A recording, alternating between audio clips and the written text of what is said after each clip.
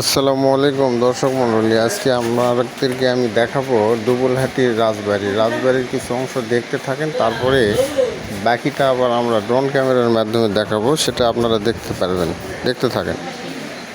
আর হ্যাঁ, এখনও আমার পেজটি যিনারা ফলো করেননি অবশ্যই ফলো করে পাশে থাকবেন, লাইক শেয়ার কমেন্ট করতে ভুলবেন না।